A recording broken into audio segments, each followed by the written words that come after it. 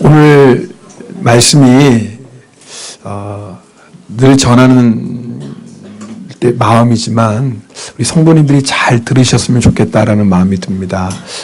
첫 번째는 혹시 여러분 가운데 아직 내가 정말 예수님으로 구원받았습니다라는 확신이 없는 분이 있다면 오늘 말씀을 좀 잘 들으십시오.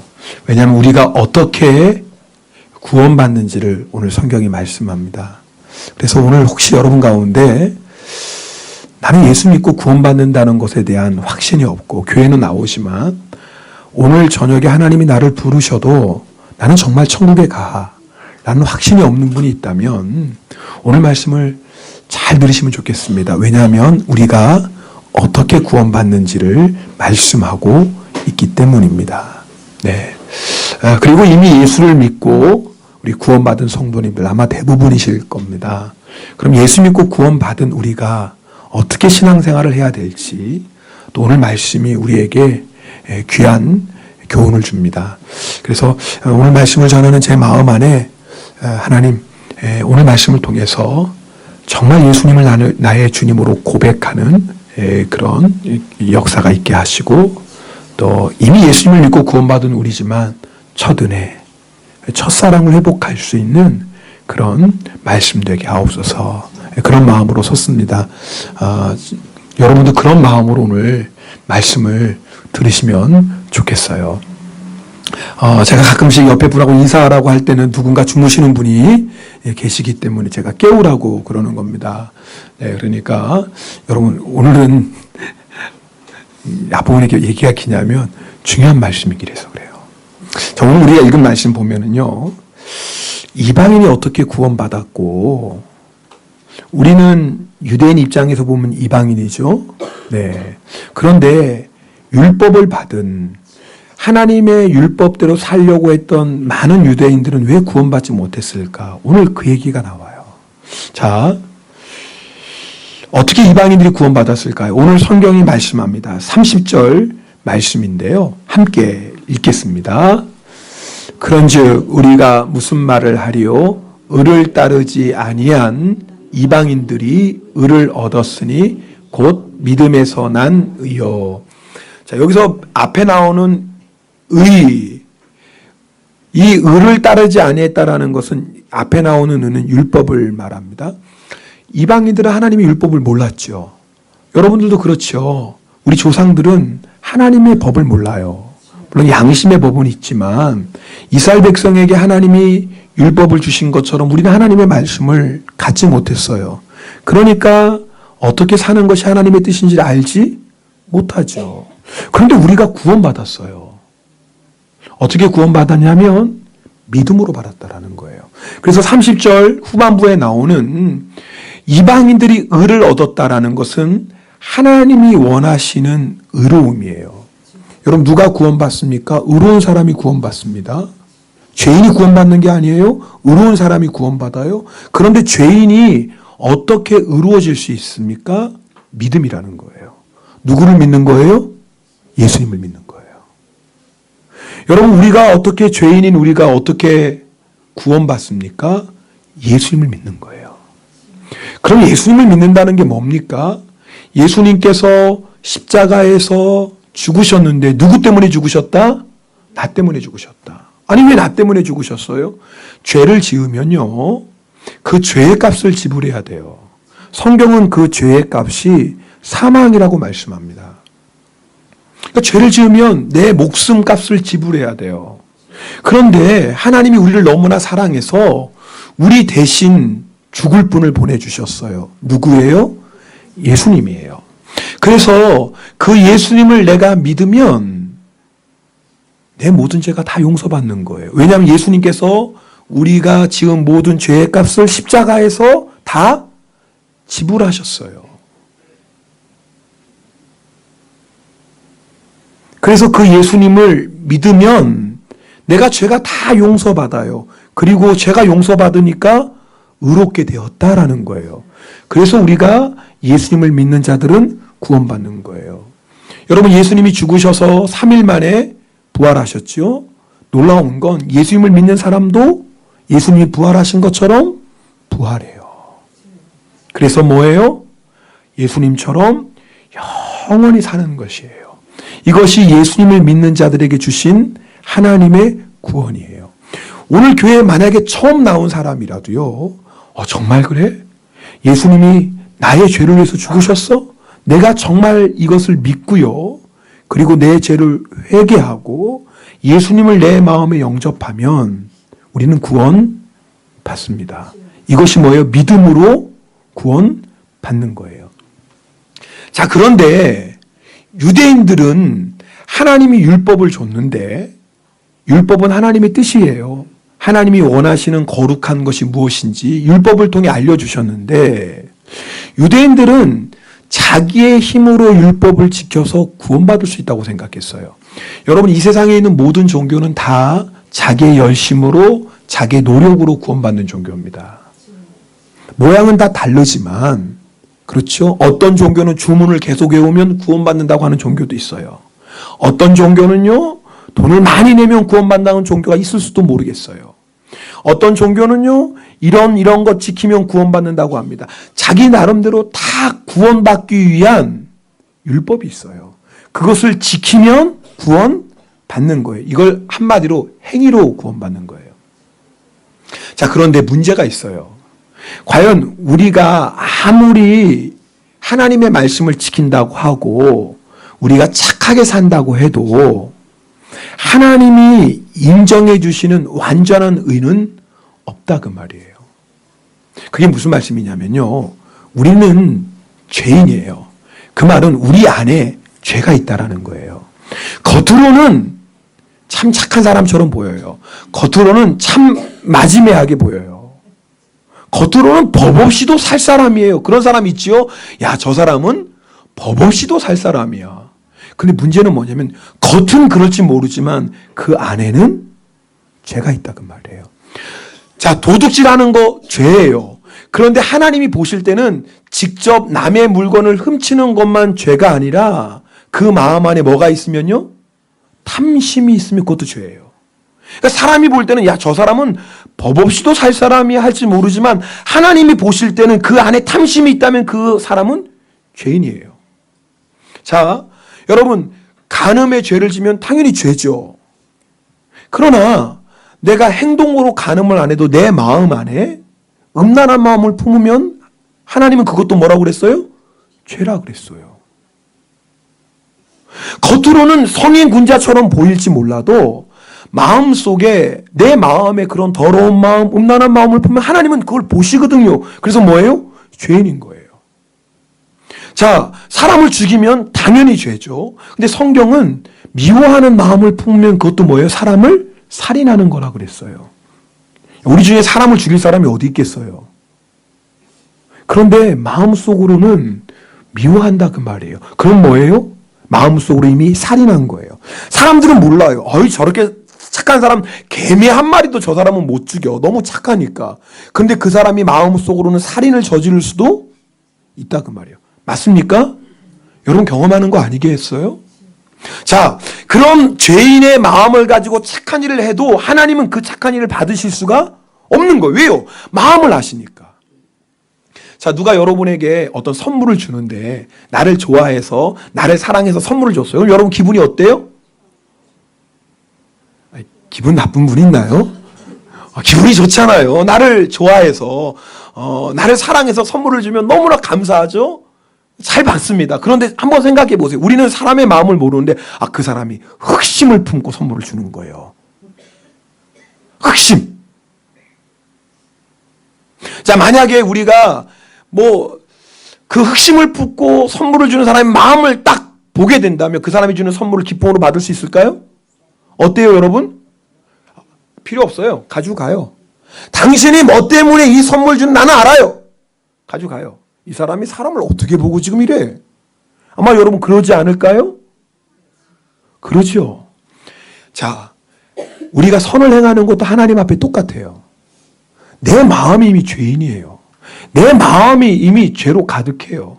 내가 아무리 착한 일을 하나님 보실 때는 뭐예요? 마음을 보시기 때문에 그 선을 인정할 수가 없는 거예요.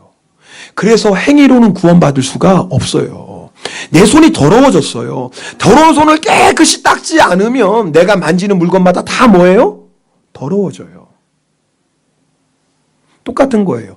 우리가 이미 우리 안에 죄가 있어요. 그 죄를 용서받지 않으면 내가 아무리 착한 일을 한다고 해도 이미 그것은 죄에 묻어있는 착한 행동이에요. 그러니 행위로 구원받을 사람이 있다 없다? 없어요. 그런데 유대인들은 행위로 구원받을 수 있다고 생각한 거예요. 그래서 결국은 뭐예요? 구원에 이르지 못하게 되었어요. 그것이 오늘 31절, 32절 말씀인데요. 함께 읽겠습니다. 31절, 32절 말씀입니다. 의의 법을 따라간 이스라엘은 율법에 이르지 못하여. 여기 의의 법을 따라갔다는 건 뭐냐면 율법을 따라갔다 그 말이에요. 열심히 율법을 지켰다 그랬어요. 그런데 그 이스라엘은 율법에 이르지 못했다. 율법을 지키고 열심히 율법을 따라갔는데 하나님이 원하신 율법을 지키지 못했어요. 겉으로는 지켰어요. 근데 머리로는 못 지키는 거예요. 마음으로는 못 지키는 거예요. 겉으로는 도둑질 안 했어요. 겉으로는 간음 안 했어요. 겉으로는 살인을 안 저질렀어요. 그런데 마음 안에는 탐심이 있고 음란한 마음이 있고 마음에는 미움이 있어요. 그러면은 그 마음 가지고 아무리 열심히 율법을 지켜도 율법에 이룰 수가 없지요. 하나님이 원하시는 것은 겉모습만이 아니라 우리의 마음인데. 결국 그 다음 말씀도 보겠습니다. 읽겠습니다. 어찌 그러하냐. 이는 그들이 믿음을 의지하지 않고 행위를 의지함이라. 부딪힐 돌에 부딪혔느니라. 이 부딪힐 돌은 예수님을 얘기해요. 보세요. 하나님은 우리가 행위로 이루어질 수 없는 것을 아셨어요. 그럼 왜 하나님이 이스라엘 백성에게 율법을 주셨어요? 잘 들어보세요. 율법을 주신 목적은 이 율법을 잘 지켜서 너 이 율법대로 행해서 구원받아라 그래서 주신 게 아니라 율법 앞에서 하나님 제 힘으로는 도저히 율법대로 못 살겠네요. 하나님 내가 겉으로는 하나님의 말씀대로 사는 척을 할 수 있는데 겉으로는 아주 착한 사람, 성인군자, 법 없이도 살 사람 그렇게는 행세는 할 수 있는데 제 마음은 도저히 제 마음대로 안 되네요. 하나님 저는 죄인이네요. 그럼 하나님 저는 어떻게 구원받아요? 저는 죄인인데요. 이것을 깨닫게 해주시려고 율법을 주신 거예요. 그래서 율법 앞에 서면은 나는 죄인입니다. 내 힘으로는 내 노력으로는 율법대로 살 수 없습니다. 하나님 저를 구원해 주세요. 어떻게 하면 좋아요 하나님. 그래서 하나님이 뭐예요? 그래 내가 그래서 너를 위해 예수 그리스도를 보내주겠다. 네 힘으로 구원받을 수 없지. 맞아. 그래서 내가 너에게 예수 그리스도를 보내줄 텐데 네가 그 예수님을 믿기만 하면 네 모든 죄는 다 용서받고 네 마음이 깨끗하게 되고 할렐루야. 그리고 하나님의 자녀가 되는 거예요. 여러분 그래서 믿음으로 구원받는 겁니다. 오늘 여러분 이 말씀을 듣는 여러분 안에 그래? 그럼 내가 정말 예수님을 믿어야지. 맞아. 내 힘으로는 절대 선하게 살 수 없지. 하나님 나를 구원하기 위해 예수님을 보내주셨는데 내가 그 예수님을 믿습니다. 맞습니다. 내가 겉으로는 착하고 성인군자처럼 보여도 제 안에는 온갖 추하고 더러운 것들이 가득합니다. 오 하나님 저를 용서해 주시고 저를 구원해 주시옵소서. 여러분이 그렇게 나의 죄를 고백하고 예수님을 내 마음에 모셔드리면 구원받아요. 이게 믿음으로 구원받는 거예요. 할렐루야. 오늘 여러분이 이 믿음을 갖는 자는 누구나 다 구원 받습니다. 어려워요? 쉬워요? 쉬워요. 그럼요. 왜요? 하나님은 우리 모든 사람이 구원받길 원해요.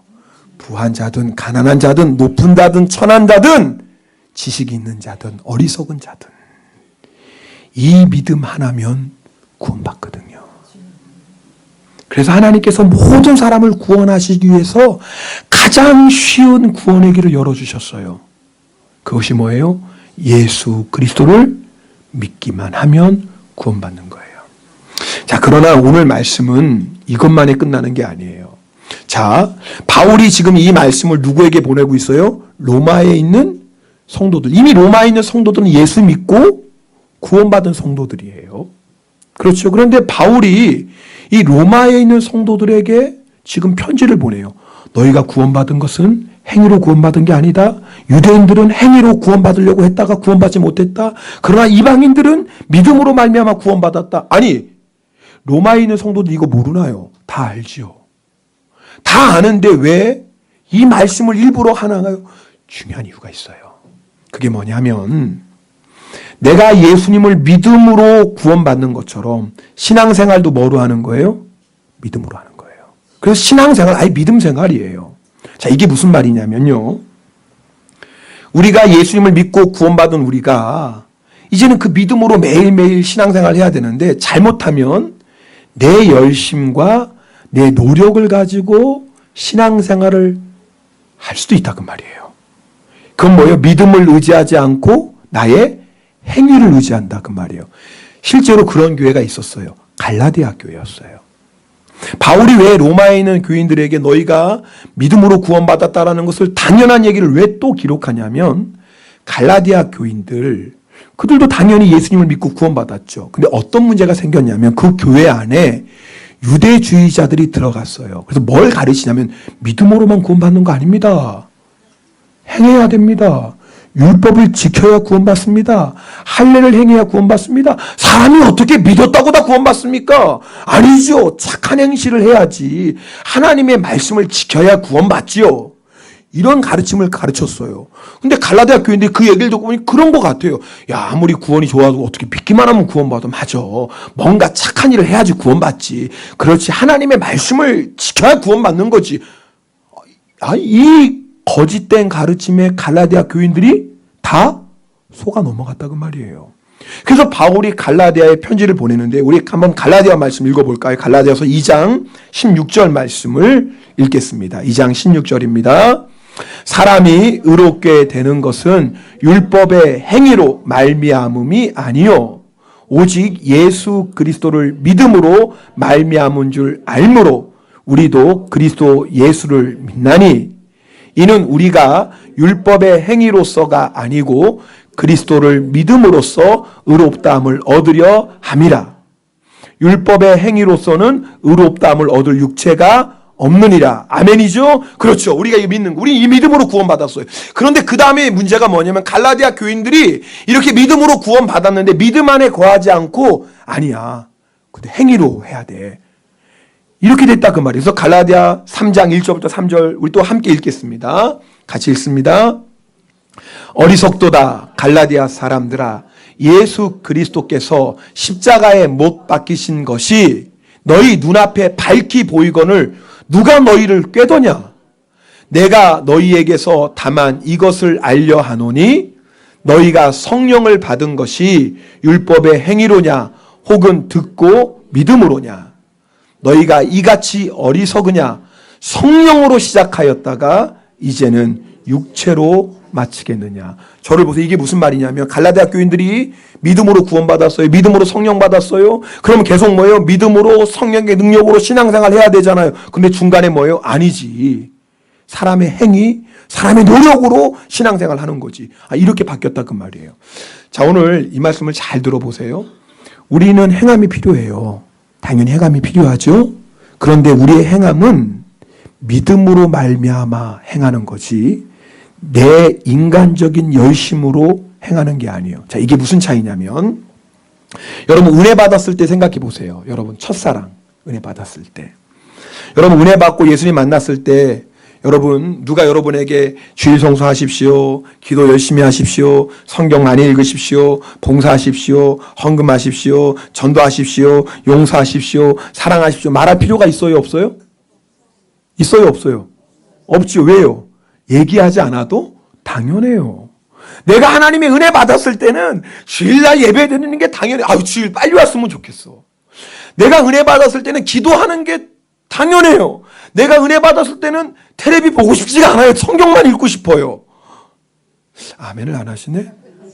내가 은혜 받으면 막 전도하고 싶어. 예수 안 믿는 사람 만나면 내가 전도하는데 전도해야 돼. 내가 은혜 받으면 하나님께 더 드리고 싶어요. 내가 은혜 받으면 용서하는 거 당연해요. 아니, 하나님이 나 같은 죄인도 용서해 줬는데 내가 용서하는 거 당연하죠. 내가 하나님의 은혜 가운데 있으면 사랑하는 게 어려워요? 쉬워요? 쉽지요. 왜요?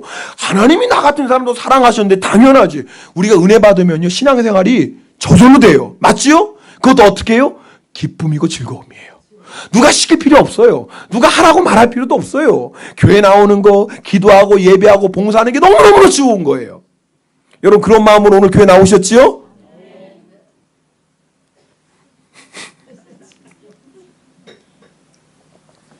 그런데 이제 은혜가 떨어지면 어떻게 바뀌냐면 아이고 오늘 주일이네. 교회는 가야 되는데 비는 오고 바람은 불고 교회는 가야 되는데 기도해야 되는데 기도 안 하면 안 되는데 성경 읽어야 되는데 봉사하기는 해야 되는데 그냥 교회 와서 밥만 먹고 갈 수는 없고 하긴 해야 되는데 전도 하긴 해야 되는데 용서 하긴 해야 되는데 꼴배기 시대 어떻게 용서를 해? 사랑하긴 해야 되는데 잘 보세요.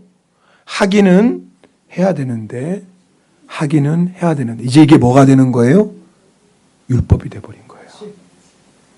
참 이상하죠. 내가 은혜 받을 때는요 누가 시키지 않아도 예배하고 기도하고 전도하고 봉사하고 그랬어요. 그것이 나에게 뭐였어요? 기쁨이고 즐거움이에요. 근데요 우리가 그 믿음을 잃어버리고 여러분 그 은혜를 딱 잃어버리고 나가면 그 다음부터 뭐예요? 우리 신앙생활이 뭐가 되는 거예요? 안 하면 안 돼요. 그것이 뭐예요? 율법으로 흘러가는 거예요. 여러분 우리가 정말 조심해야 될 게요 신앙생활이 길면 길어질수록 우리도 모르게요 율법적인 신앙생활을 하게 돼요. 다 그렇다는 게 아니라 그럴 가능성이 더 많아져요. 직분이 올라가면 올라갈수록 사실 섬기라고 하는 건데 우리도 모르게 율법적으로 신앙생활하기가 쉬워요. 오늘 제가 율법주의 신앙 특징을 몇 가지 말씀드릴 때 한번 확인해 보세요. 여러분은 주님의 뜻대로 사는 것을 특권이라고 생각해요? 의무라고 생각해요? 정답을 얘기하지 마시고 여러분 마음속으로 여러분 은혜 가운데 있는 사람은 하나님의 말씀대로 사는 게 특권이에요. 기쁨이고 즐거움이에요. 근데 내가 은혜가 떠나가고 내가 안 하면 안 되지 그런 마음 가지고 신앙생활하는 사람은 뭐예요? 하나님의 말씀이 짐이에요. 또 이렇게 하지 말라고 그러시네. 성경은 왜 이렇게 하지 말라는 게 많어? 또 이것도 해야 돼. 먹고 살기도 힘든데 또 이것도 하고 저것도 하래. 야 어떻게 예수 믿겠나 힘들어서. 왜 그런지 아세요? 율법주의로 가는 거예요. 내 신앙이 이제는 은혜가 아니라 믿음이 아니라 행위로 가는 거예요. 여러분 우리가 죄를 지면 마음이 무겁죠. 그럼 회개합니다. 그럼 은혜 가운데 있는 사람 회개하고 나면 회개의 기쁨이 있어요. 주님 너무나 감사합니다. 저 같은 죄인을 용서해 주시고 이렇게 또 죄 졌는데 또 용서해 주시니 너무나 감사합니다. 왜요? 하나님과의 관계가 은혜로 맺어졌거든요. 우리는 하나님과의 관계가 믿음으로 맺어졌죠. 그런데 율법적으로 생활하면 죄를 짓고 나면 회개하고 마음에 평안함이 없어요. 죄책감에 사로잡혀요. 하나님이 이런 나도 사랑하실까? 아니 어차피 우리가 죄인 되었을 때 하나님 우리 사랑하셨다니까요. 우리가 착한 일 많이 해서 하나님 우리를 사랑하신 게 아니라 죄인 되었을 때 사랑하신 하나님인데 우리가 율법주의에 빠지면 하나님이 이런 나를 사랑하시겠어? 아휴 하나님 나 택하신 거 후회하실지도 몰라. 이러고 나오네요. 율법주의는요 하나님과의 관계를 행위로 맺어졌다고 생각해요. 그러니까 내가 잘못하면 하나님과 나의 관계가 어떻게 되는 거예요? 끊어진다고 생각해요. 근데 은혜 가운데 생활하는 사람은 하나님과 우리의 관계를 누가 끊어요? 환난이나 공고나 핍박이나 기근이나 적신이나 위험이나 칼이랴? 아무도 우리를 끊을 수 없는데 율법적인 신앙생활을 하면 자기도 모르게 행위를 잘못하면 하나님과 우리의 관계가 끊어지는 것 같고 반대로 잘하면 어떻게 돼요? 교만해져요. 이게 열심히 하면 교만해져요. 여러분 은혜 가운데 있는 사람은 열심히 신앙생활도 교만해질 게 없어요. 왜요? 하나님이 은혜 때문에 하는 건데 감사하고 즐거움이 열심히 하면 할수록 더 감사하고 더 즐거워요. 행복해요. 근데 율법적으로 신앙생활하는 사람이 열심히 하면요 교만해져요. 왜? 내가 행위로서 하나님하고 연결되어 있으니까. 그러면서 어떻게 하냐면요 사람들을 비판해요. 나는 열심히 기도하는데 저 사람은 기도 안 하네. 아니 집사인 나도 새벽 기도하는데 권사가 새벽 기도 안 하네. 집사인 나도 1년에 성경 5번인데 장로님이 성경을 안 읽어? 이러고 나와요. 더 무서운 건 말씀 가지고 판단하니까 얼마나 무서워요.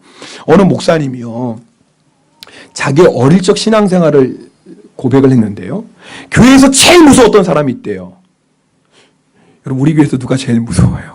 이럴 때 목사님 이러면 이제 제가 참 이게 심각한 거예요. 이제 주저하지 않고 목사님이죠 이러면 이게 제가 오늘 해결해야 되는데, 교회에서 제일 무서운 사람이 누구냐? 장로님이었어요. 그 다음에 교회에서 무서운 사람이 누구냐? 기도 많이 하는 권사님, 성경 많이 아는 권사님 무서웠대요. 왜냐하면 하여튼 그 장로님, 권사님은 사람을 보기만 하면 야단친대요. 신앙생활 그렇게 해서 되겠어요? 똑바로 해. 새벽 기도도 안 나오고 말이야. 막 이러고 막 야단을 치니까 사람들이 장로님, 권사님 보면 다 어떻게 해요? 피해요. 예배 드릴 때 보면 항상 주변에 사람이 없는 분들 조심하세요. 이렇게 꼭 떨어져 앉거나 한 칸 뒤로 앉을 때 이게 여러분이 문제가 이게 왜 괜히 가까이 왔다가 또 폭탄 맞거든요. 여러분, 내 옆에 자꾸 안 앉아요. 그러고 보면 성도님이 저랑 밥 먹을 때 제 옆에도 안 앉고 제 앞에도 안 앉아요. 그래서 꼭 저를 이렇게 뚱 불러서, 어떨 때는 아내도 제 옆에 안 앉으려고 그래요. 오늘 제 얘기네 이게.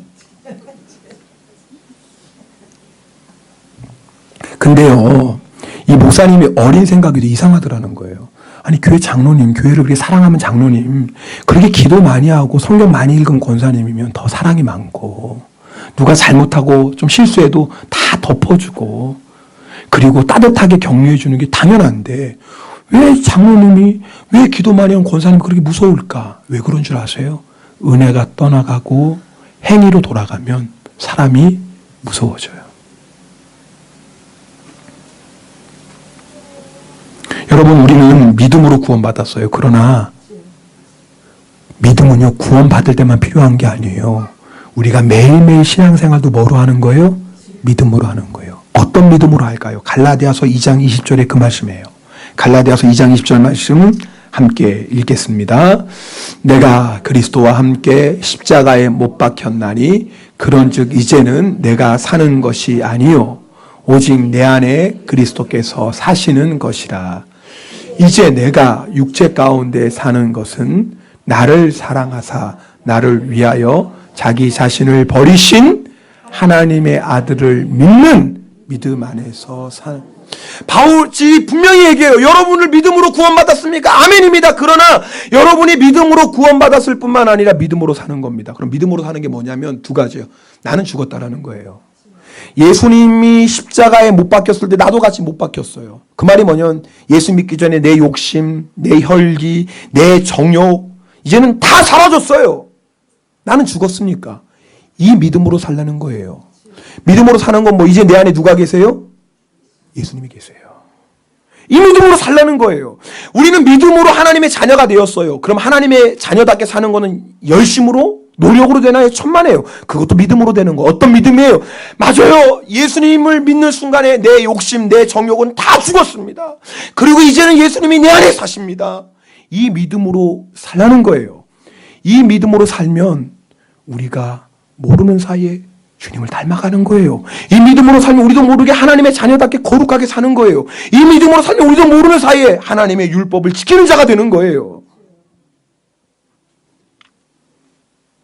제가 우리 가족들과 함께 우리 감리교 목사님들 가족 수양회가 있어서 오사카에 갔잖아요. 근데 이제 싼 비행기 표를 샀어요. 정말 싸더라고요. 오사카 왔다 갔다 하는데 $10,000도 안 되니까. 근데 이 싼 항공사가요, 서비스가 엉망이에요. 제가 어느 항공사로 말은 못해요. 근데 어쩌면 그래요. 이게 소비자한테 너무 우롱을 하는 거예요. 그런 데서 이렇게 돈을 막 하는 거예요. 제가 화가 나가지고 그래서 얘기했어요. 처음에는 야사시크 목사답게 얘기를 했어요. 이러면 되냐? 그렇지 않느냐? 생각해 봐라. 그랬더니 미안하다고 얘기하면 그러냐? 그러면 하잖아요. 회사 방침이라는 거예요. 아니, 회사 방침이라도 손님한테 그러면 안 되지 않느냐? 근데 미안하단 말 안 하고 회사 방침이래. 완전 똑같아요. 회사 방침이니까 어쩔 수 없습니다. 이것이 우리 회사 방침이 누가 몰라요? 화가 나는 거예요. 그래서 이제는 목사로서 이제 얘기하기 않고 이제 화가 나가지고, 아니, 당신들, 근데 참 화나면 일본말이 더 잘 돼요. 이상해요. 일본어 설교하는데 일본말이 안 나와서 막 버벅거리고 단어가 생각 안 나가지고 막 한국말로 하고 막 그러거든요. 그래서 우리 일본 성도님들이 참 일본어 예배 들으시니까 저는 얼마나 감사한지 몰라요. 저도 못 알아듣는 일본어를 알아들으신다니까요. 그런데 제가 막 이제 목소리가 높아지면서 화를 내려고 하는 딱 그 순간에 우리 아이들이 뒤에서 저를 지켜보고 있잖아요. 주원이 지영이 시선이가 딱 보고 있는 그 순간에 제가요 화를 낼 수 없더라고요. 성도님이 보고 있는 것도 아니에요. 우리 아이들이 보는데, 야, 아이들 앞에서 아빠가 이렇게 화를 내서 보면 우리 아이들이, 우리 아빠는 예수 믿으면서 아니 교회 목사라면서 저렇게 화를 내네. 아이들은 그 상황을 모를 거 아니에요. 단지 아빠가 화를 내는 모습만 볼 거 아니에요. 이건 아니다. 그 순간에 제가 아까리 맛있다. 그냥 다 뒤돌아서 갔어요. 뭐 더 얘기할 것도 아까리 맛있다. 그리고 돌아왔어요. 여러분 잘 들어보세요. 제가요 우리 아이들이 지켜보고 있다는 사실 그거 하나만 보고도 제가 화낼 것을 화를 못 냈어요. 그러면 잘 보세요. 우리 안에 지금 누가 사세요? 아니, 누가 사세요? 예수님 사시고 바울이 했잖아요. 이제는 내가 사는 것이 아니라 내 안에 오직 그리스도 예수께서 사신. 지금 내 안에 누가 계세요? 예수님이 계세요. 여러분 이걸 정말 믿는 사람이 화낼 수 있을까요? 이제 대답을 안 하시잖아요. 이제 여러분의 삶을 생각하니까. 정답으로는 화 낼 수 없죠. 그런데 이렇게 얘기하다 보니까 1년 1주일 화 얼마나 내고 살았어요. 잘 한번 생각해보면 이렇게 정말 예수님이 내 안에 있는 믿음을 가지고 사는 사람이 거짓말할 수 있을까요? 아니 정말 이렇게 예수님이 내 안에 있는 믿음을 가지고 사는 사람이 혈기 부릴 수 있을까요? 봐요. 정말 믿음으로 살면 변화돼요. 진짜요. 예수님이 나를 위해 십자가에 죽었고 그리고 예수님이 진짜 지금 나와 함께 하시잖아요. 여러분 믿습니까? 믿습니까? 믿잖아요. 이건 다 믿잖아요. 여러분 다. 세례 받으신 분은 다 믿잖아요. 예수님이 지금 나와 함께 하시고 모르는 사람이 어디 있어요. 근데 이걸 진짜 믿기 시작하면 이제 말 한마디도 못해요. 화도 못 내요. 그냥 어휴 그러다가 주님이 너 뭐하냐 그러면 아니에요 주님 그냥 좀 소화가 안 되는 것 같아서 이러고 나와요. 이제는 화도 못 내고요. 거짓말도 못 해요. 변할까요? 안 변할까요? 변하지. 근데 놀라운 것은요. 억지로 변하는 게 아니에요. 예수님을 정말 믿으면 예수님의 사랑 때문에 변하기 시작해요. 여러분도 들으신 적이 있을지 모르겠어요. 꽤 오래전의 얘기지만 이화여대 앞에서 군고구마를 파는 청년과 이화여대생이 결혼한 얘기예요. 뭐 사실 신문에도 잠깐 나왔던 것 같아요. 뭐 여대생과 군고구마 장사가 결혼하지 말라는 법은 없지만 우리 한국 사람의 상식으로는 좀 쉬운 일은 아니잖아요.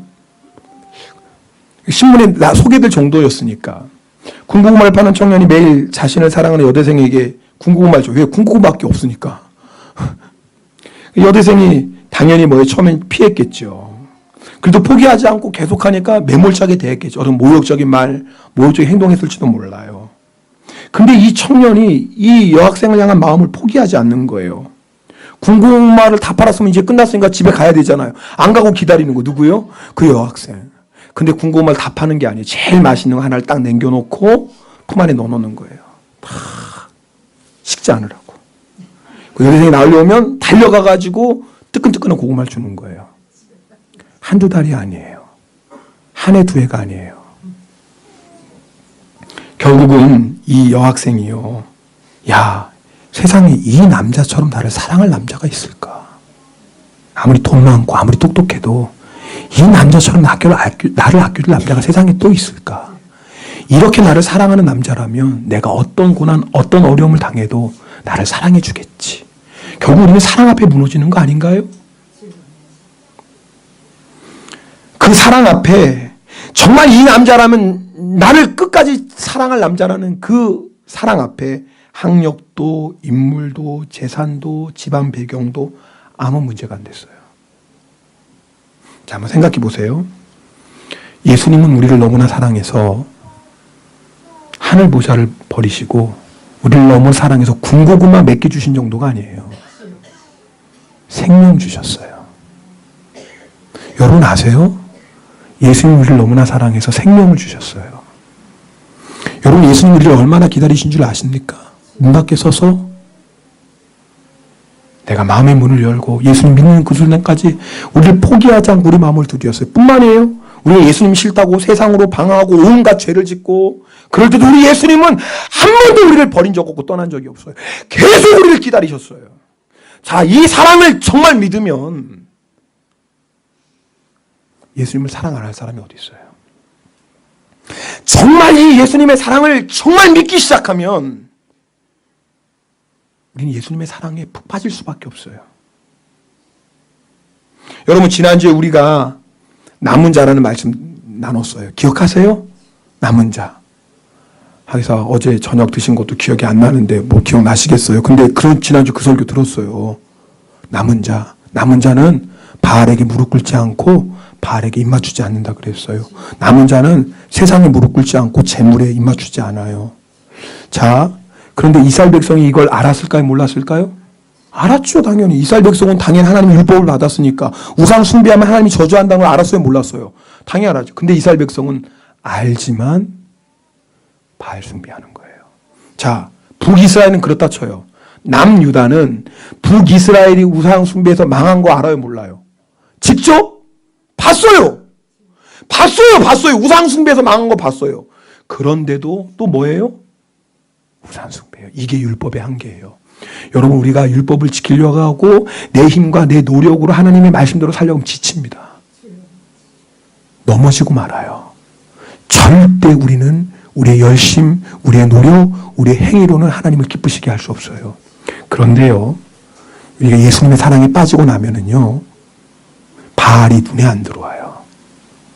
여러분, 예수님을 사랑하는 사람에게 당신 세상 사랑하면 안 됩니다. 당신 재물 사랑하면 안 됩니다. 이렇게 얘기해보면 뭐라고 얘기할까요? 당연하죠. 아니, 예수님이 이렇게 날 사랑하시는데 내가 어떻게 세상 사랑합니까? 저는 세상 눈에도 하나도 안 들어와요. 이렇게 얘기하지 않겠습니까?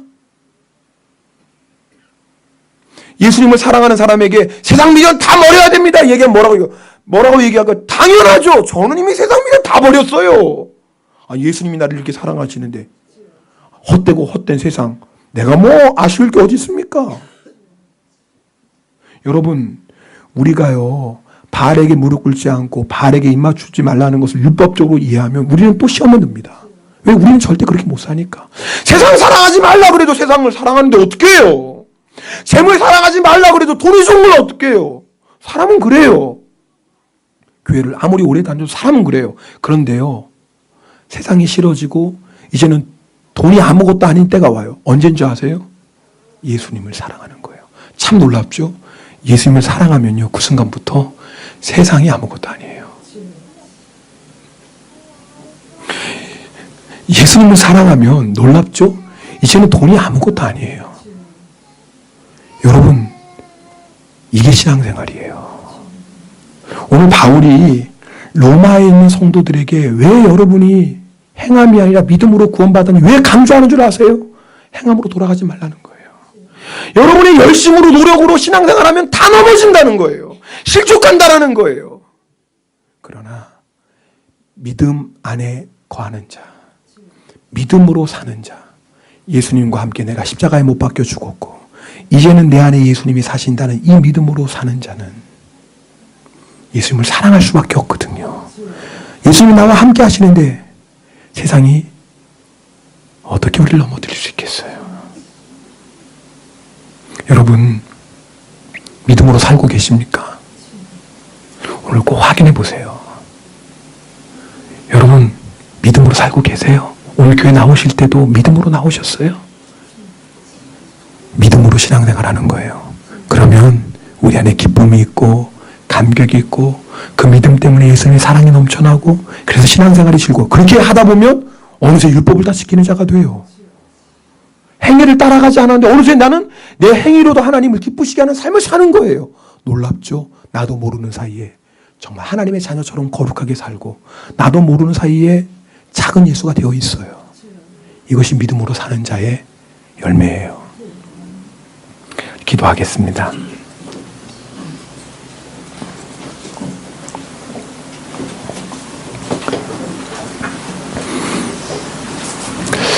오늘 여러분 가운데 정말 나는 예수님을 믿고 구원받았습니다 라는 확신이 없는 분이 있다면 오늘 말씀을 잘 기억하세요. 우리가 구원받는 건 행함이 아닙니다. 노력이 아닙니다. 공로가 아니에요. 성인 군자가 구원받는 거 아니에요. 믿음으로 구원받는 거예요. 여러분이 오늘 나는 정말 죄인입니다. 내 힘으로는 구원받을 수 없습니다. 여러분이 고백하고 예수님을 내 마음에 영접하면 하나님의 자녀가 됩니다. 그래서 이방인들이 구원받았어요. 그래서 우리가 구원받았습니다. 여러분 가운데 혹시 은혜가 아니라 의무감으로 신앙생활하는 사람이 있다면 믿음으로 돌아가야 돼요. 여러분, 예수 믿는 게 얼마나 즐거운 것인데요. 여러분, 우리가 예수님의 말씀대로 사는 것이 얼마나 행복한 것인데요. 그런데 그 즐거움의 행복이 무거운 짐이 되었다면 우리가 믿음으로 살지 않는 거예요. 여러분, 우리 믿음으로 돌아갑시다. 그 첫 은혜, 첫 사랑, 믿음으로 살면 회복합니다. 그래서 예수님 바라보라는 거예요.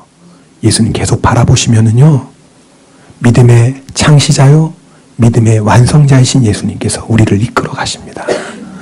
오늘 이 시간에 성찬을 받을 텐데, 성찬 받기 전에 우리 안에 있는 모든 죄 회개합시다.